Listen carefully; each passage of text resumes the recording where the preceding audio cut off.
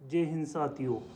अगर आपका कोई मैट्रिमोनियल केस चल रहा है फैमिली कोर्ट में और आप उसमें ये दलील देते हैं, आप पति है और आप उसमें ये दलील देते हैं कि मैं बेरोजगार हूँ, मैं अनएम्प्लॉयड हूँ, मैं मेंटेनेंस नहीं दे सकता, तो ये कहकर आप ये वर्ड्स बोलकर आप मेंटेनेंस देने से बच नहीं सकते।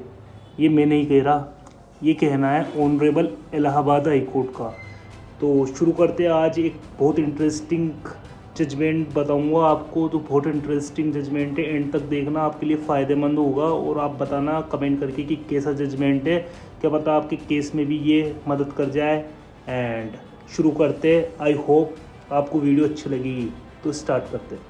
फर्स्ट एट ऑल देखो इसमें क्या होता है, मेंटेनेंस मैट्रिमोनियल केस का ये जजमेंट है।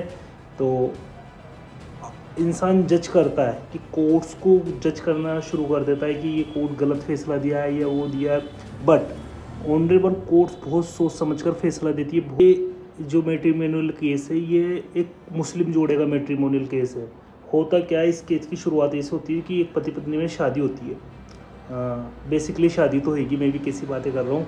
तो फर्स्ट एट ऑल शादी के बाद वही होता है ना कि लड़ाई शुरू होने लग जाती है थोड़ी थोड़ी। हर मैट्रिमोनियल केस की यही वो है कि लड़ाई स्टार्ट हो जाती है। और लड़ाई कैसे स्टार्ट होती है कि वो बोलती है कि मेरी नर्क ख़राब है, मेरी देवर परेशान कर रहा है, मेरा जेठ परेशान कर रहा है। तो इस तरह की बातें होती है। और खिंचातान सास बहू वाली कि मेरे ससुराल वाले मेरे को परेशान करते, टॉर्चर करते, और ये चीज़ करके उनमें हो जाता है।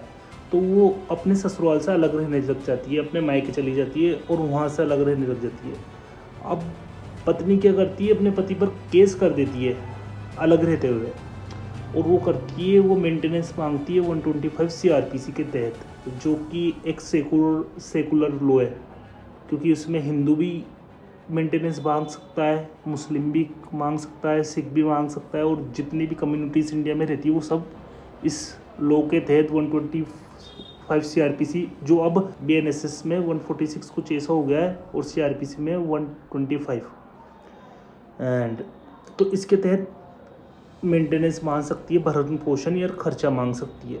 जैसा कि ये केस जाता है फैमिली कोर्ट के पास। फैमिली कोर्ट में जब 125 CRPC में पत्नी फैमिली कोर्ट में जाता है ये केस, तो फैमिली कोर्ट चेक करती है। फैमिली कोर्ट को लगती है कि जो पत्नी है वो वैलिड कंडीशन पर, जो पत्नी ने अपनी डिमांडें बताई, उन्होंने पूरी चीज़ दलीलें और मतलब क्रॉस क्वेश्चन एग्जामिनेशन सब होने के बाद उनको पता चला कि जो पत्नी है उसकी बात सही लग रही है, तो उन्होंने वो मेंटेनेंस बांध देती है। तो इसमें दो तरह का मेंटेनेंस बांधती है। एक तो बांधती है कि जब से केस स्टार्ट हुआ है, जैसे केस स्टार्ट हुआ था 2000, जैसे केस स्टार्ट हुआ था मान लो फॉर एग्जांपल 2016 में केस करा था पत्नी ने दायर, तो वहाँ से लेकर और जब आदेश में हुआ ना उसमें अलग, आदेश की डेट से अलग, और जब केस दायर करा उसकी डेट से अलग, दो तरह का मेंटेनेंस बांधे। जब से केस दायर करा था उसके जब से 4000 देने थे, और फिर जब ऑर्डर करा इसका फैसला करा उसमें 5000 देने थे। तो ऐसे करके ये मेंटेनेंस बांध देती फैमिली कोर्ट। और फैमिली कोर्ट का मानना था जो पत्नी के तर्क उनको सही लगे। अब इसके विपरीत पति हाई कोर्ट पहुँचता है। हाई कोर्ट में ऑनरेबल इलाहाबाद हाई कोर्ट के पास अपील करता है। अब अपील में पति अब अपने तर्क क्या रखता है, देखो पति बताता है कि वो एक ड्राइवर है। वो बताता है कि उसकी जो तनख्वाह है वो कुछ भी नहीं है, वो एक ड्राइवर है और ऊपर से अनएजुकेटेड है, मतलब अशिक्षित है और बेरोजगार है, मतलब 5000 भी मुश्किल से कमा पाता है। और ये चीज़ें बताई। और उसने बताया कि जो उसकी पत्नी है वो सिलाई करती है। जैसे मुस्लिम औरतों में अक्सर ये प्रचलन है, मतलब इस चीज़ का है कि सिलाई करती है, चूड़े लगाती है, इन चीज़ें ज़्यादातर करती है मुस्लिम औरतें, जिससे उनका मतलब घर का खर्चा चल सके और हस्बैंड की हेल्प हो सके। तो हस्बैंड बताता है कि वो उसकी पत्नी सिलाई करती है, जिससे वो खुद को मेंटेन कर सकती है। और उसके पास एक घर भी है जो कि उसको PM आवास योजना के तहत मिला था। एक रहने के लिए एक बड़ा घर भी है जो उसको मिला था। तो उसको मेंटेनेंस देने की कोई आवश्यकता नहीं है। पति ये वो करता है, कोर्ट में क्लेम करता है, दावा करता है, ये अपील में बोलता है। अब ऑनरेबल हाई कोर्ट के पास 3-4 पॉइंट थे, उसके पास 4 पॉइंट थे कि उसमें बिल्कुल डिस्कशन करना था, विचार करना था तो फर्स्ट पॉइंट ये था कि क्या पीएम आवास योजना जो प्रधानमंत्री के द्वारा जो रेजिडेंशियल हाउस वेलफेयर स्कीम के तहत दिए गए उनके मिलने से मेंटेनेंस बंद हो जाता है, यानी अगर वो किसी महिला को मिल जाए तो मेंटेनेंस नहीं मांग सकती वो महिला।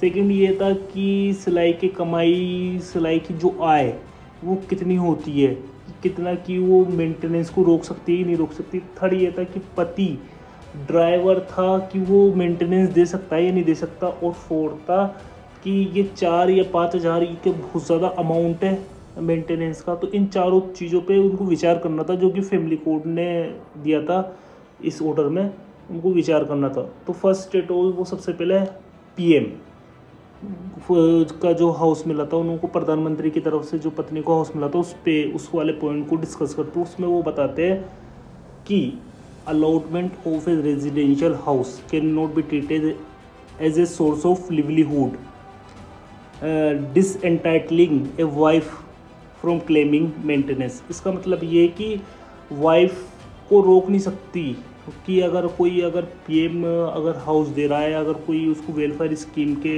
तहत अगर वो पत्नी को कोई घर मिला है तो उसे वो मेंटेनेंस के हक से नहीं रोक सकती, क्योंकि उसको सिर्फ घर मिला है। उसकी रोज़मर्रा की ज़रूरतें कैसे पूरी होगी, जैसे उसको खाना पानी, उसका कपड़े वपड़े, वो तो नहीं दिया ना, सिर्फ घर ही दिया है, गवर्नमेंट ने सिर्फ घर दिया है। तो उसकी ये ज़रूरतें कौन पूरी करेगा? उसकी ज़रूरतें पूरी करेगा उसका पति। तो उन्होंने ये कहा कि इससे वो बच नहीं सकता, ये तर्क दे के बच नहीं सकता मेंटेनेंस से पति। अब दूसरा जो पॉइंट था उनका था वो सिलाई कढ़ाई वाला, जो उसने बताया था कि मेरी पत्नी सिलाई करती है और जैसा कि मैंने आपको बताया कि छोटे छोटे काम करती है। तो हस्बैंड इस बात को कोर्ट में प्रूफ नहीं कर पाया, क्योंकि उसके पास ना तो वो सिलाई करती है, उसकी बैंक स्टेटमेंट थी कि वो कितना कमाती है, ना उसका रजिस्टर रिकॉर्ड था कि उसके पास कितने क्लाइंट या ग्राहक आते हैं, या कुछ ऐसी चीज़ें नहीं थी जो वो कितना पैसा कमाती है, कोई रिकॉर्ड नहीं था, कोई दस्तावेज नहीं थे। तो इस कारण, क्योंकि कोर्ट सबूतों के आधार पे चलती है, एविडेंस के आधार पे चलती है, तो इसलिए वो इस पॉइंट को खारिज कर देती है कि ये एक सिलाई से ज़्यादा कमा लेती है पैसे और मैं मेंटेनेंस नहीं दे सकता इसको। अब आगे चलते हैं, और जो आगे दलील थी कि वो पति बताता है कि वो बेरोजगार है, ड्राइवर है, 5,000 कमाता है और अनएजुकेटेड है।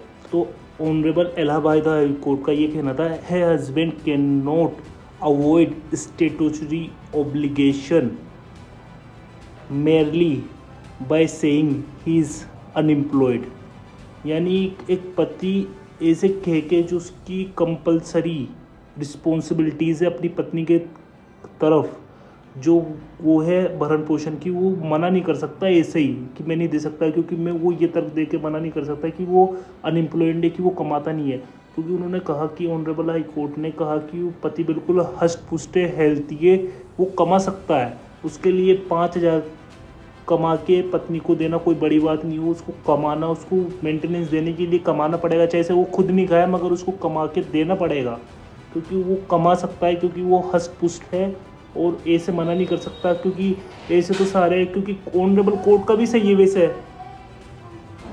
ऑनरेबल कोर्ट का भी सही है कि हर कोई ऐसे मना कर देगा कि मैं कमा नहीं सकता या नहीं कमा सकता फॉर द पर्पज़ की मैं मेंटेनेंस दे नहीं सकता। तो इस कारण उन्होंने कहा कि अवॉइड नहीं कर सकते, अगर आप हंस पूछते आप तंदुरुस्त है तो आप कमाएं और मेंटेनेंस दे पत्नी को। एंड द लास्ट पॉइंट, तो हाई कोर्ट इस रिवीजन अपील थी उसको खारिज कर देते पति की, और अपहेल्ड कर देते फैमिली कोर्ट का फैसला बरकरार रखते, जो कि था कि जो केस स्टार्ट हुआ था जब से 4,000 देने पति को, और जब डेट हुई ऑर्डर की फैसले की जिसमें जब से 5,000 देने, तो कुल अमाउंट आप इंटू कर लेना।